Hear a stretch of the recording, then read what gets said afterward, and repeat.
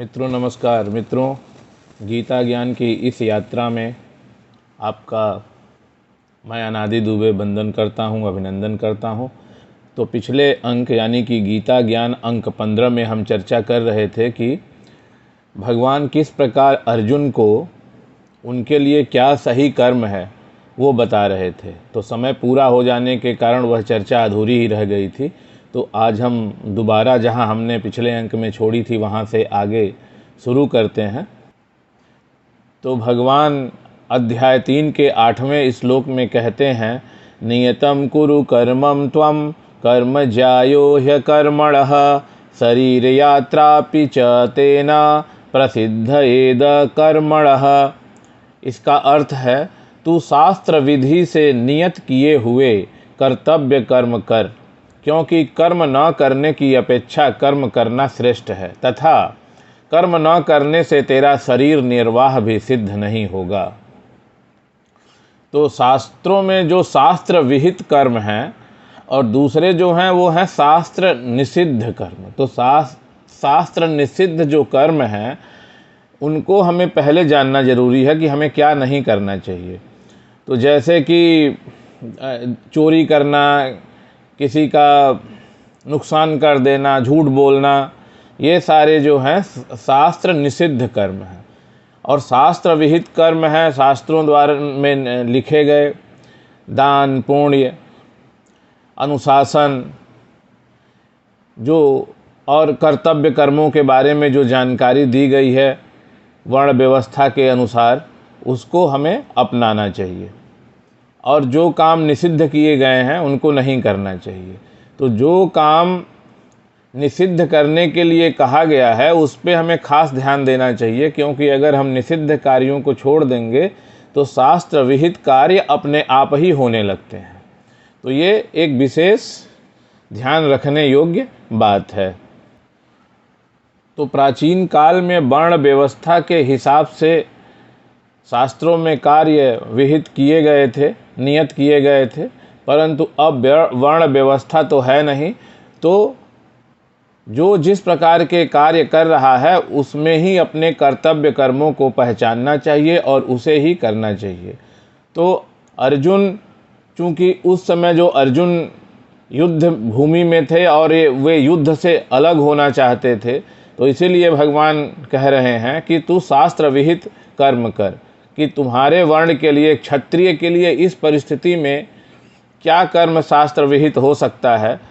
तो वो लड़ाई लड़ना ही उनके लिए उचित था। लड़ाई के मैदान को छोड़ के भाग जाना उनको उचित नहीं था और उनको और कोई काम आता भी नहीं है। इसलिए भगवान ये कह रहे हैं कि अगर तुम यह काम छोड़ दोगे, यह कार्य तुम नहीं करोगे, यह कर्तव्य कर्म तुम नहीं करोगे, तो तुम्हारा शरीर निर्वाह भी सिद्ध नहीं होगा, क्योंकि तुम्हें और कोई कर्म तो आता भी नहीं है और न तुम उसके लिए बनाए गए हो।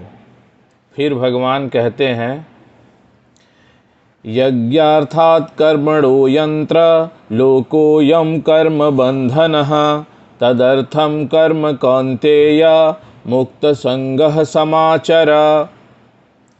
यज्ञ यानी कि कर्तव्य पालन के लिए किए जाने वाले कर्मों से अन्यत्र अपने लिए किए जाने वाले कर्मों में लगा हुआ यह मनुष्य समुदाय कर्मों से बंधता है।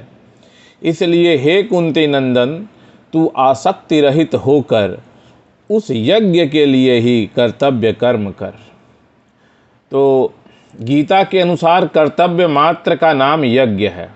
यज्ञ शब्द के अंतर्गत यज्ञ, दान, तप, होम, तीर्थ सेवन, व्रत, वेदाध्ययन आदि समस्त शारीरिक एवं व्यवहारिक क्रियाएं और पारमार्थिक क्रियाएं भी आ जाती हैं। कर्तव्य मानकर किए जाने वाली सारी क्रियाएं, जैसे व्यापार, उद्योग, धंधा या कोई किसी भी तरह का काम को गीता में यज्ञ कहा गया है। दूसरों को सुख पहुंचाने या परोपकार के लिए जो भी कर्म किए जाते हैं वो यज्ञार्थ कर्म कहलाते हैं। परंतु यहाँ पर गौर करने वाली मुख्य बात यह है कि स्थूल शरीर के लिए आत्मा भी पराया है, क्योंकि स्थूल शरीर हमेशा ये मानकर चलता है कि आत्मा जैसी कोई दूसरी वस्तु, कोई परम तत्व इस शरीर के अंदर है ही नहीं। इसलिए आत्मा के उत्थान के लिए अगर हम आध्यात्मिक अवस्था के उत्थान के लिए कोई भी निष्काम कर्म करते हैं तो वह भी यज्ञार्थ कर्मों की श्रेणी में आ जाता है। फिर भगवान कहते हैं, सह यज्ञा प्रजा सृष्ट्वा पुरोवाच प्रजापतिः अनेन प्रसविष्यध्वमेष वोस्तिस्त्वष्टकामधुक देवाना भावयतानेन ते देवा भावयन्तु वः परस्परं भावयन्तः श्रेयः परं वाप्स्यथ। अर्थात प्रजापति ब्रह्मा ने कल्प के आदि में यज्ञ सहित प्रजाओं को रचकर उनसे कहा कि तुम लोग इस यज्ञ के द्वारा वृद्धि को प्राप्त हो और यह यज्ञ तुम लोगों को इच्छित भोग प्रदान करने वाला हो। तुम लोग इस यज्ञ के द्वारा देवताओं को उन्नत करो और वे देवता तुम लोगों को उन्नत करें। इस प्रकार निस्वार्थ भाव से एक दूसरे को उन्नत करते हुए तुम लोग परम कल्याण को प्राप्त हो जाओगे। तो भगवान ब्रह्मा ने जब सृष्टि का निर्माण किया तो उसी समय कुछ इसके नियम बना दिए, नियम सेट कर दिए, और खासकर मनुष्यों को उन्होंने कहा कि तुम लोग कर्तव्य कर्म करो और कर्तव्य कर्म करते हुए तुम लोग देवताओं को उन्नत करो और देवता लोग तुम्हें उन्नत करें। तो यहाँ पे जो समझ आता है वो ये है कि यहाँ पे परस्पर सहयोग और दूसरे के लिए कर्म करने की बात कही गई है कि हमें जो कर्म करना है कि जब हम कर्तव्य कर्म करेंगे, दूसरों के लिए अच्छा सोचेंगे, उनके लिए परोपकार करेंगे, तो इससे जो देवता लोग हैं वो प्रसन्न होते हैं। और जब वो प्रसन्न होते हैं तो ब्रह्मा जी ने एक तरह से उनको ये कहा है कि जो मनुष्य कर्तव्य कर्मों में लगे हुए हैं उनको किसी भी प्रकार की कमी न हो, क्योंकि इसमें एक जगह आया है कि यह यज्ञ तुम लोगों को कर्तव्य पालन की आवश्यक सामग्री प्रदान करने वाला हो। तो जो लोग निष्काम कर्म करते हैं वो अपने विषय में कुछ नहीं सोचते, तो उनका निर्वाह कैसे हो, उनका काम कैसे चले, काम न रुके, तो इसकी भी व्यवस्था भगवान ने कर रखी है, क्योंकि देवता उनके किसी भी काम में बाधा नहीं आने देते। ये देवताओं को भी निर्देश दिया गया है। तो दोनों एक दूसरे को उन्नत करते हुए परम कल्याण को प्राप्त हो जाते हैं। निष्काम कर्म वही कर सकता है जिसमें भगवान के प्रति पूर्ण निष्ठा हो, क्योंकि यहाँ पर जो देखने में आता है कि इंसान जीवन के अंतिम समय तक की प्लानिंग करके रखना चाहता है। उसे भगवान के ऊपर पूर्ण रूपेण विश्वास नहीं होता कि भगवान जब हम निष्काम कर्म में आगे बढ़ेंगे तो भगवान हर कदम पे हमारा साथ देंगे। तो वो डरते डरते हुए कर्म करता है और सकाम कर्मों में लिप्त होता चला जाता है। ब्रह्मा जी ने जो नियत किया है यही किया है कि यदि कोई अपने कर्तव्य कर्मों को करता है, अगर निष्काम कर्म में लग जाता है तो उसकी सारी आवश्यकताओं की पूर्ति हो जाती है। परंतु ये कोई आसान काम नहीं है। भगवान के ऊपर पूर्ण रूप से भरोसा कर लेने का मतलब ये होता है कि वो उसी तरीके का विश्वास है कि जैसे एक छोटा बालक अपनी माता के ऊपर करता है, कि माता अगर उसे कहीं भी अपने साथ ले जाती है, इवन उसे उछाल भी देती है ऊपर, तो उसे तब भी वो खुश होता है। उसे जरा भी ये संदेह नहीं होता कि मैं ज़मीन पर गिर सकता हूँ। तो जो लोग पूर्ण रूप से भगवान के ऊपर विश्वास रखते हैं, जिनकी आस्था प्रबल है, वही लोग निष्काम कर्म कर सकते हैं और उन लोगों की सहायता देवतागण अवश्य ही करते हैं।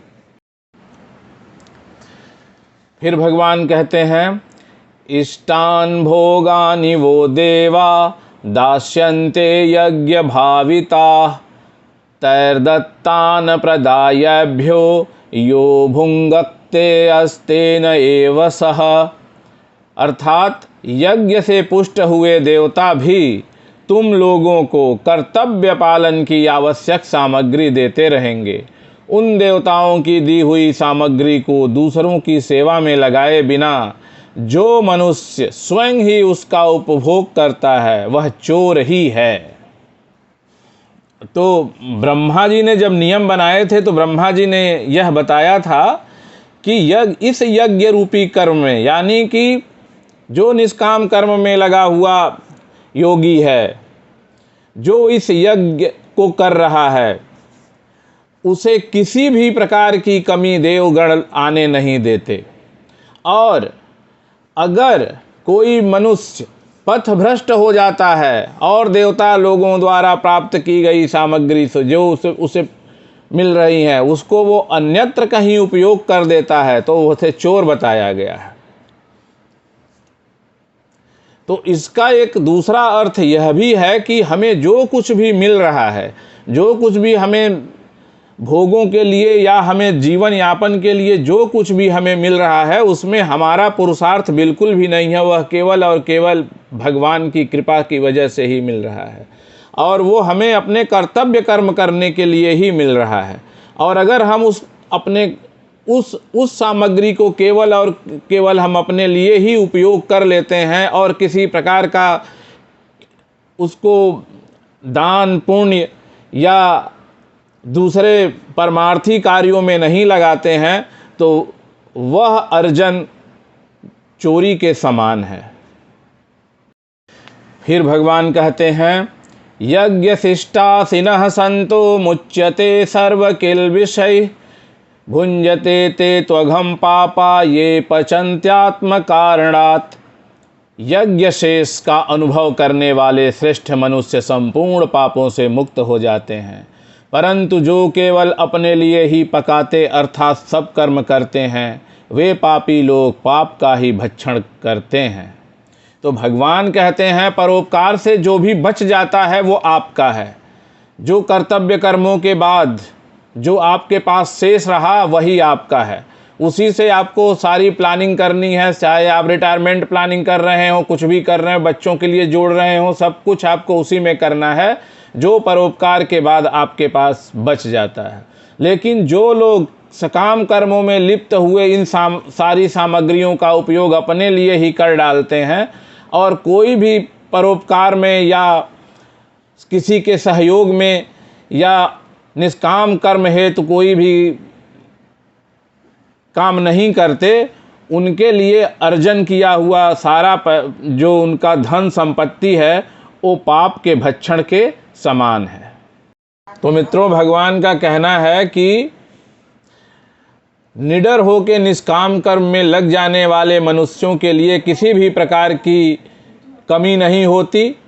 उनका जीवन निर्वाह की समस्त सामग्री भगवान कहीं न कहीं से व्यवस्था कर देते हैं, परंतु इस काम में हमें भगवान के प्रति पूर्ण आस्था रखनी ही पड़ेगी।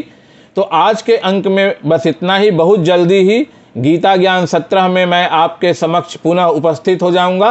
तब तक के लिए मुझे आज्ञा दीजिए। इस चैनल को अगर आपने अभी तक सब्सक्राइब नहीं किया है तो सब्सक्राइब कर दीजिए, इस वीडियो को लाइक कीजिए और अपने निकट संबंधी और मित्रों के साथ शेयर कीजिए और मुझे आज्ञा दीजिए। धन्यवाद।